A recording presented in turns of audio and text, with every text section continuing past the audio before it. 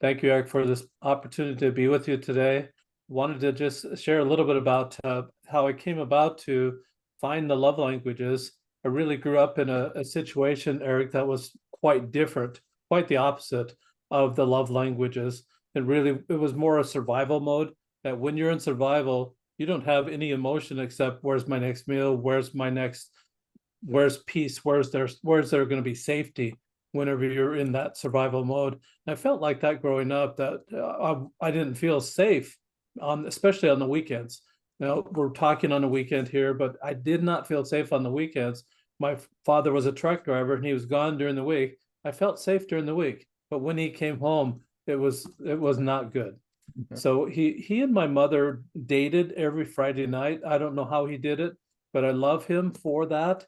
And it's just something that something I had to find that was good about him, something I could love about him. And he really valued women, and I love him for that. But he wasn't very creative about the dates, Eric. He took my mother to the Maverick bar, and they over alcohol, my mother would tell all the things that happened during the week. Well, Eric, I'm number 10 of 11 children. And Mm. so imagine my mother, I wasn't ever there, but imagine my mother starting at the top of the list and going all the way down, all the way down, all the way down. My father's getting annoyed. He's ready to have that burst of anger, that Mm. flash of anger from being annoyed at all the things that my older brothers were doing. I'm sandwiched between two girls, an older sister and a younger sister. And so if I looked cross-eyed at those girls because of the value that my father had for women, if I looked cross-eyed on, I was already in trouble. So on top of all the things my brothers were doing, and me being sandwiched between the girls, I felt like I was kind of the target. That's when the flash of anger happened, when my mother was telling about what was Paul doing all that week. And so I felt like I was the target. My my older brothers in high school had they had a paddle. I had one here, but I was looking, they had a paddle that they made in wood shop in high school. You'd imagine that they'd make these paddles and then the kids would give them to their parents for disciplinary Mm. issues in the family. It was a wood shop project that they allowed the young men to do in high school. In fact, in that particular high school, they had a paddle club. That paddle club would take these paddles to the games, and they'd be security for the games. That you get out of line, you're going to get a little whack with the paddle. And these were carefully crafted, Eric, so that they'd inflict the most pain. They had little divots in the paddle Yeah. that the drill it down, just not all the way through, but just kind of just down a little bit, so that when the paddle would hit you, if you look at it afterwards, it looked like you had measles. It Mm. was these little red spots all over you, and that's what it was like. So that's kind of atmosphere I kind of grew up in, that corporal punishment type of attitude, and just everything we did was not right. So I feel like though it was maybe passed down from generations. My grandfather, or my grandfather, my father's father, had 19 children, Mm. of which my father's number 15. My father had 11 children. I'm number 10. And then I only had 8. So we're diminishing it down generation by generation. My kids, Eric, are only having 3. I want more grandchildren. I don't know what to do about it. And that's the kind of the whole point of this whole story, that there's really nothing I can do about it. And it was just the whole idea of, well, what are those things that I have control over, and what are those things that I don't have control over? And that's kind of where I started moving my own philosophy over. Well, I don't have any control over what my neighbor is doing. I don't have any control over what the choices that driver next to me is making, but I do have control over the choices that I make. So as it relates to anger, I had the choice of following that pattern, and I realized early on that I was following that same pattern, that my father being annoyed, and then having flashes of anger, go Mm. back down, start it up again, be annoyed, have a flash of anger, go back down. It was a cycle that I had, Eric. And while I'm trying to get out of that cycle, I'm saying, how do I get over there? How do I get over to a more loving part of the cycle? Because I was being annoyed mostly at other people, hardly ever annoyed at myself. How would that look? I mean, what are you going to do? Give yourself a silent treatment for 3 days? How's that going to look? I mean, just ridiculous. Not annoyed at myself, but annoyed at what other people were doing. When I realized that I didn't have control of that, but what I do have control is how I respond and how I give out love. So as I'm figuring this out, I'm thinking I was walking a few months ago, and I found this walking stick. Mm. It didn't have any bark on it, just like it is how I found it. One side was really smooth. This is the smooth side. I'll call that the nice side of the stick. The other side, you can see though, has little points on it. You wouldn't want to put your hand there, you'd poke your hand and everything. So I call this the naughty side of the stick. Kind of has knots in the wood there, the naughty side of the stick. So naughty and nice. Santa Claus has a list like that. We've heard all about Santa Claus, Yeah. but he's got a list like that of naughty and nice. And I realized, Eric, that that's a spectrum. That if we can name our behavior, whatever we're doing right now, if we can name that, where does it fit on that naughty and nice spectrum? Take, for example, sarcasm. What do you think, Eric? Where's it fit? So it all depends. It could go either way. Okay, maybe it's in the middle then. Yeah. Well, okay, what about impatience? Again, impatient could be a good thing. In what Well, situation? if it's a good thing, Yeah, what situation? Yeah. When if would it be good to be impatient? well, if you know you're supposed to do something, like I sometimes, if I have I'm a massage therapist and I got all these clients, and then one client I I have like hours between, but sometimes I get impatient that I want to go there early. And there's one patient I did go early and she wasn't ready, but and then another time if I get impatient, I go to another client early, they were happy to see me, you know. But then again, there's another side to it also, because I could be impatient. It's like being patient with myself. And sometimes I get impatient with myself if I don't do something correctly. In my head, I'm cursing at myself in my head, you know, how stupid I am. I should have waited, you know, or like this. So, and that's exactly it. So impatience could be a motivator. Even sarcasm could be a motivator. But sarcasm in most situations really is kind of a dig on people. It's just a dig, and something that is sent out there, maybe to hurt, maybe to make it fun of someone, maybe to garner a laugh or two. Yeah. But it's mostly on the naughty side of the stick, just like impatience would be. If you can think what the opposite might be, impatience, the opposite would be patience. So patience was on the nice side of the stick. And this is how I've discovered this, Eric, that if I could name the behavior like sarcasm, what would be the opposite behavior? And what I came up with is someone that's genuine, someone that's authentic.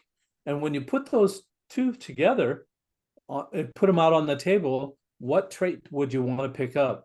I think you'd want to be genuine. You want to be authentic with people, not sarcastic. So sarcasm is kind of in that way would be on the naughty side of the stick. So as you continue with that, you could do it with supportive or dismissive. You could do it with a lot of different things. Every word has an opposite. And if you can think of what the opposite might be, it will help hone your behavior and move you to that nice side of the stick, keep you on the spectrum. So for me, what happened is that I started naming these different behaviors that I had and said, ooh, that's not a nice behavior, because I know the opposite of that behavior. I want to be on the nice side of the stick. I want to be that nicer person. What happened with this, Eric, is I realized that I was focusing on what's wrong with people. And after I'm looking at it, I'm thinking, you know what? That's only maybe 10, maybe 20% of their personality. What about all these other good things? that I'm missing because I'm focused on what's wrong with them. I look like a magnifying glass. Yeah. Whatever you magnify is going to get bigger. Why was I focusing on their faults? Because guess what? As I'm focused on their faults, what are they going to focus about me? They're also probably going to focus on my faults. Who wants that? Why would anyone choose to do that?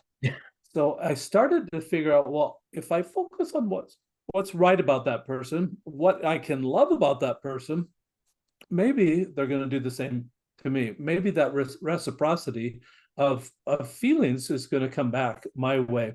So I said, well, how do I move from that naughty side of the spectrum of focusing on what's wrong with that person to that nice side of the spectrum, focusing on what's right with that person? And as I'm reading through it, I'm reading books about love. And I read the color code. Color code gives you a color of red, yellow, blue, or white to kind of to tell you what personality you are. It really didn't give you the idea of this is how you can alter that, but it says you're stuck with it. If you're born with it, you're stuck with it. So I thought, yeah, you know what? I don't want to continue this generational thing of anger. I want to move on. I want to be a nicer person. So how do I do that? So I set that aside and then started reading the 5 love languages. And I really liked the 5 love languages for a couple of reasons. One, Gary Chapman, the author of the 5 love languages, is a Baptist pastor. And as a Baptist pastor, he would have couples come in for counseling. The husband would say something like, well, I'm sending love her way. She's not seeing it. And the wife would say something like, well, I'm sending love his way.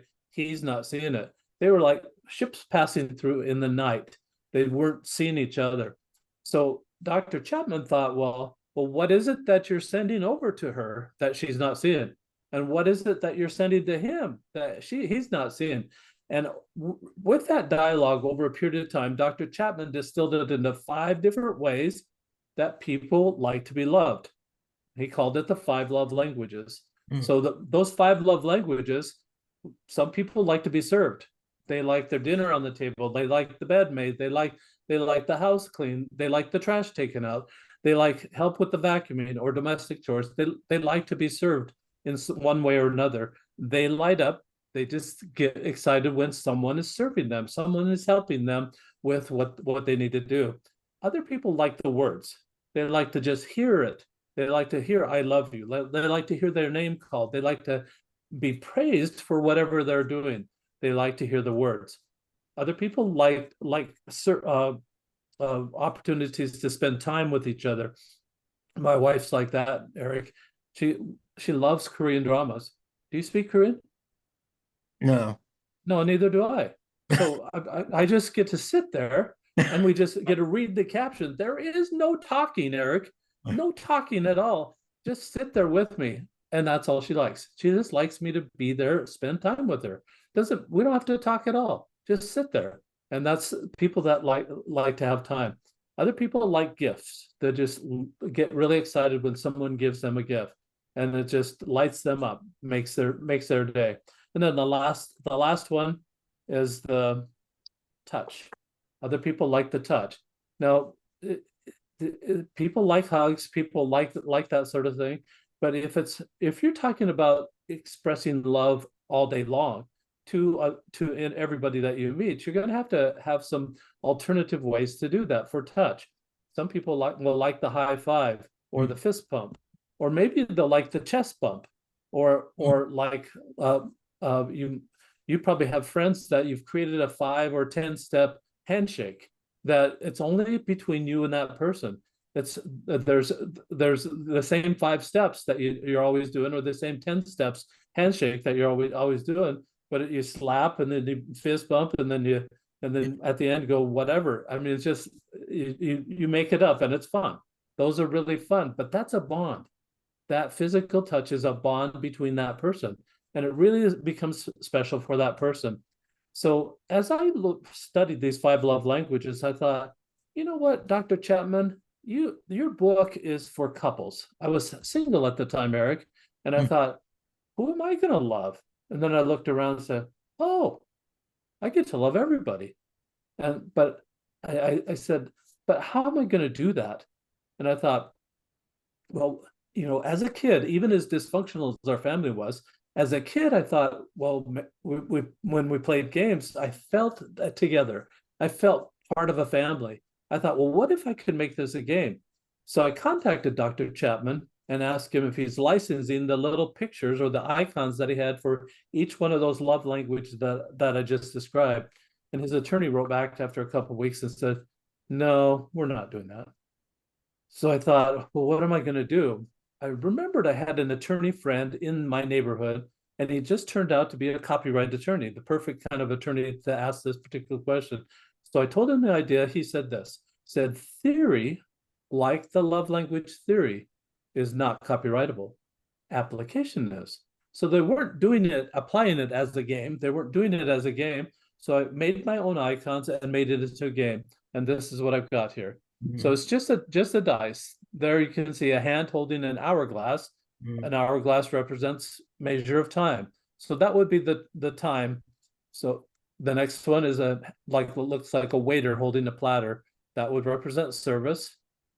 This is the Taylor Swift heart, but there's a little bit of difference here that two hands put together to create a heart, but there's a conversation fly out from that heart. So that would be the words from the heart. The next one is two hands, looks like they're holding hands, touching each other. And then the last one, it would be the gifts, a hand holding a gift. 5 love languages, 6 sides on the dice, Eric. The last one is a hand holding a question mark. That's what I call surprise me. So for the game, there's just 2 instructions. You roll the dice every day. Whatever it lands on, that is the love language you practice giving away all day that day. All day to everybody. So now what's happening is you're watching for people that light up. When they light up, you've discovered what their primary or secondary love language is. The next day you roll it, it might be different. That's what you're doing that day. So over a 30-day period, you actually will have given away all 5 love languages. So now you know them backwards and forwards. Let's go back to that couple that visited with Dr. Chapman as him as a Baptist pastor. Now, instead of not seeing what she's sending as love, now because he understands all 5 love languages, he can say, oh, she's loving on me. It's not my primary love language, but I can respond to that. Now you can see that the communication barriers that were there, that gap that for that communication is not there anymore, because they both understand all 5 love languages. They both can see when the other is sending that love language and how to respond when and react when that happens. So that's kind of what the story is, and that's how it kind of came to where I'm at right now today. So those little dice, you sell them? I do. Oh. So I created them. I actually have them manufactured in Poland. Polish people are known for their artisanship. They great for pottery and for that sort of thing. This is a hand etched acrylic is what it is. So I sent them the artwork and they were able to do it. They actually did it for about 1/3 of the price of any dice manufacturer in the United States. So I felt like that includes postage and tariffs, all that included, still only 1/3 of the cost of a U.S. manufacturer. So yeah, those are for sale. In addition to that, Eric, I put together a book called The Role of Love. It's a kind of a play on words. ROLE is how I spell role of love, and that means the person who you are. ROLL is what you do with the dice outside of you. Yeah. And you can't really change. You can change circumstances to a certain point, but you can't. But you can. You're going to be better off being able to change yourself, upgrade yourself to that person that somebody else will actually love, somebody that's wonderful to be around, somebody that everybody wants to be around. You upgrade yourself to that person by learning the love languages, learning how to respond when people are sending love your way. You can send love right back. The focus, though, Eric, and the whole beauty of this thing is that you're sending love out all day long. Now the focus is love. What's right about that person? And it for me, it was therapeutic, because I had all this negativity about my father. and about my family and about growing up. And to forget that, what do you have to do? Well, I have to focus on what did I like about that. And I found things about my father that I liked. And I found things about my mother that I liked. And I found things about my siblings that I liked. And it engendered some peace and some tranquility there that I never had even growing up. And it improves the relationships when you can focus on what's right about that person. Everybody wants to know how wonderful they are, but help them understand. Some people don't know that they've got a great smile. Some people don't know they have a nice little giggle. In fact, this morning, as I was talking to an individual at a business that I was at this morning, that individual just lit right up when I told her that she had a great smile. I wasn't flirting with her, wasn't doing anything like that. But it's someone that I'd met before, someone I'd seen before in that business situation, and nobody had ever said that to her. And we're afraid. Maybe we're afraid to talk like that, to express that, to just they may think it's sexual harassment. It's asexual. It's not that at all. It's the decency of a human being. And I want to really talk about this, Eric, a little bit, because this is what your podcast, as I understand it from your profile, is all about, is that we erase those lines of well, I'm a Republican or I'm a Democrat or I'm this or I'm that. Just quit it. Quit all the labels. Quit all that defining of, say, well, I'm a Utah. It doesn't matter. If you're a person, you're deserving of love. Every person is deserving of love. And the sooner that we can see that as a people, as a neighborhood, as a community, as a state or nation or the world, as soon as we can see that and understand that they're going to have needs, we can start treating one another with a lot better kindness. This is a better way to do it than trying to define yourself with labels. Don't do it. It's going to get you into a lot of trouble. And it's, I've got a daughter married to her wife, and I've got a son that's not married. I have a brother that unfortunately passed away. He was in a gay community and was swimming to a in the Columbia River and drowned in the Columbia River when he was 24 years old. But I've been around that labeling, and it just does no good for anybody. Absolutely nothing. Well, I find that it's interesting to talk about labeling. I wasn't really into labeling. I remember growing up and I was a fat kid when I was growing up. And of course, when you're a fat kid, you get picked on and everybody's big fun of you because you're fat, because you can't play sports, you can't do this, you can't do that. Those And people better be careful though, because you'll sit on them. You know? well, those who were my friends used to tell those bullies to leave me alone. I might sit on them. There you go.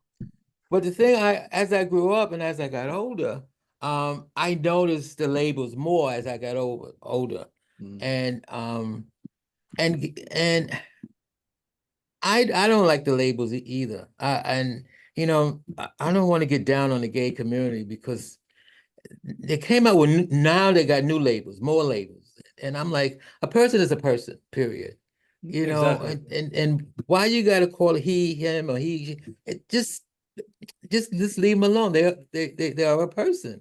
And then that's like because I was thinking when they came up with those labels, sometimes I get on the phone and I'm like say tech support, and the person on the other end might call me a madam. I'm not a man, but I guess they don't know.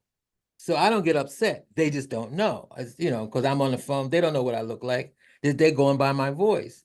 I mean, sometimes I'm not gonna get upset about it. And people get so sensitive with stuff like that. And I don't know. I mean, we do Well, need more. What we do need in this, there was a song called "What the World Needs Now Is Love." It's an love, old sweet love. song. Love, sweet love. I agree.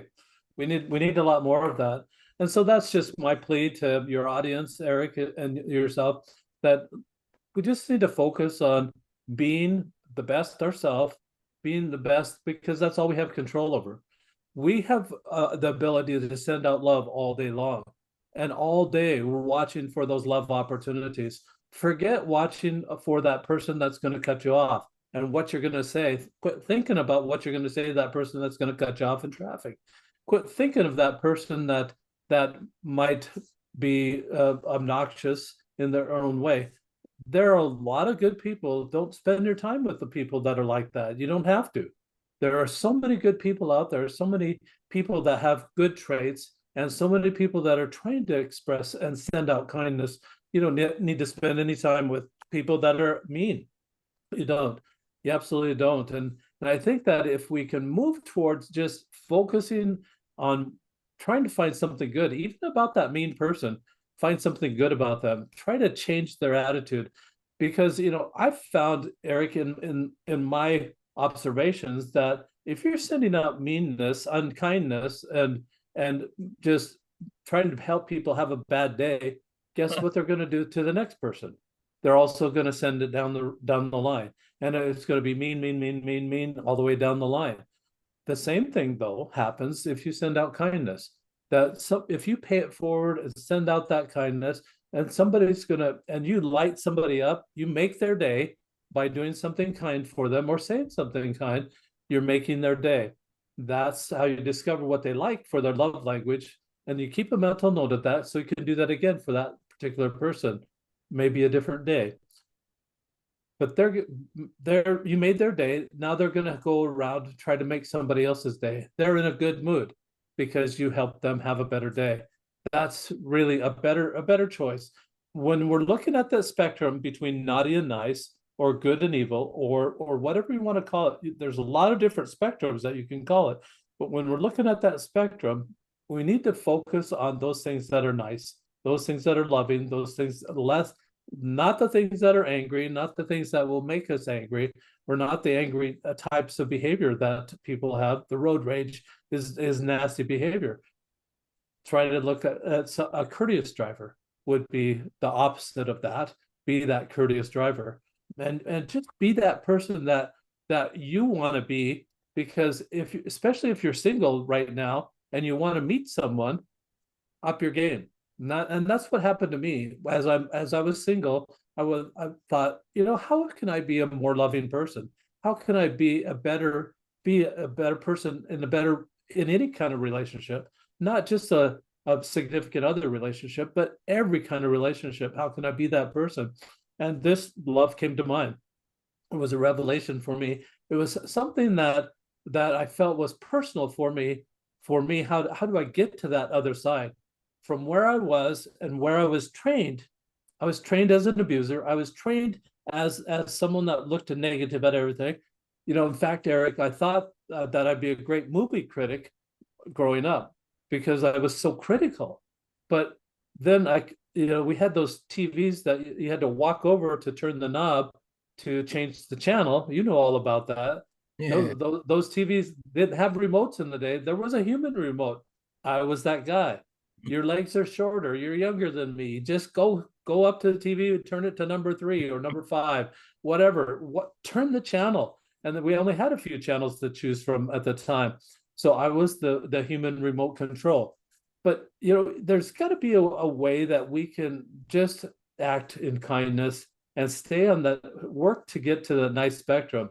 Then the best way that I found was for me to identify the behavior, find out if it's on the naughty or nice spectrum, where it is, think of what the opposite is, and then choose the better behavior. That's how you refine yourself. If you do this for 30 days, roll the dice for 30 days there, you now have a habit of loving. Instead of focusing on what's wrong with people, I realized that after 30 days of rolling the dice, that I stopped being annoyed. I stopped stacking those annoyances and having the flash of anger, but I started stacking kindness on top of kindness on top of kindness to get to the higher laws of love, like charity or compassion or forgiveness or mercy or intimacy or trust.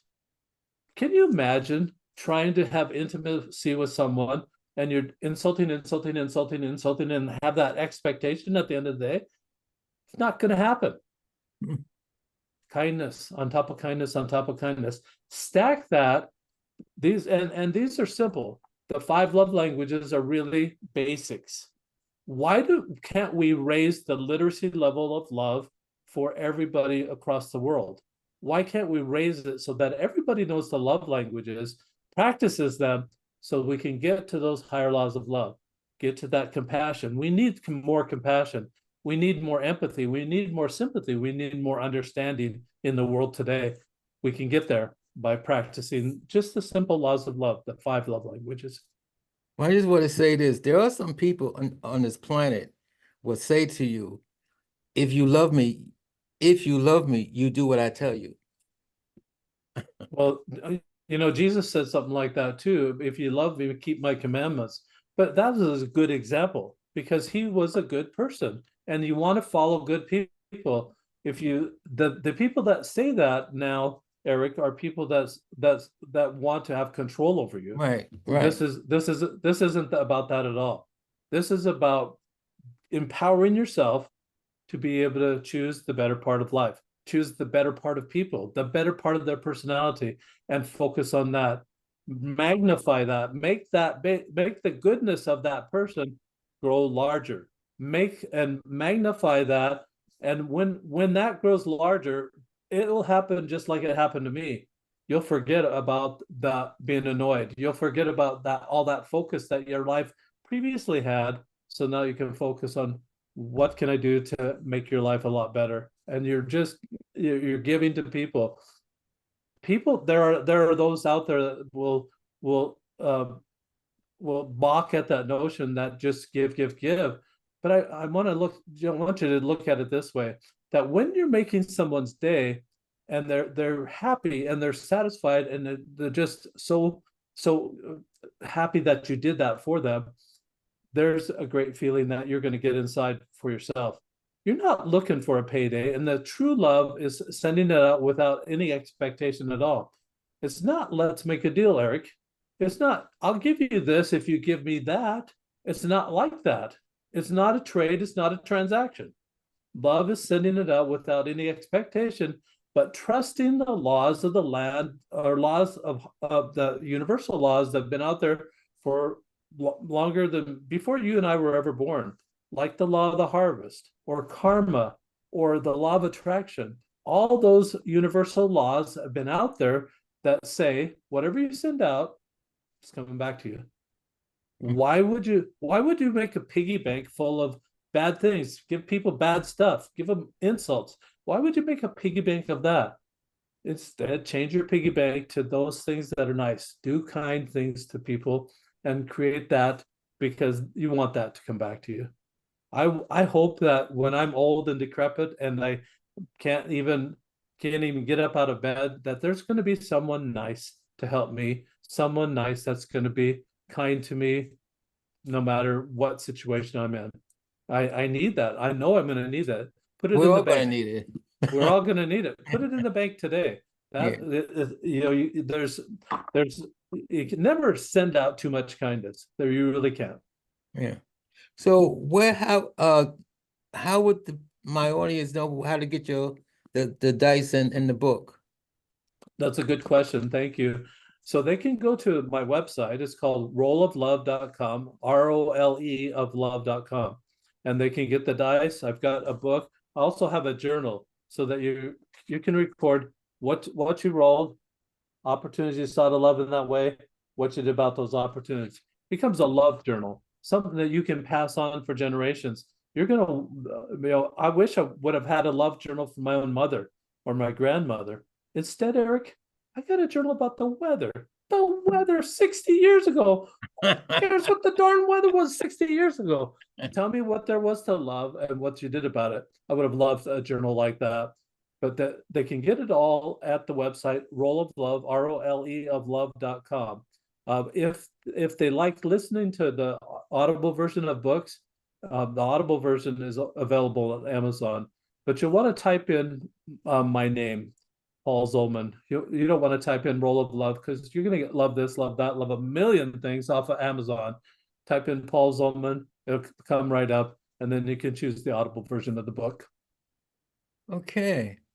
Well, thank you for being on my podcast today. Absolutely, Eric. It's been my pleasure. Thank you so much for inviting me.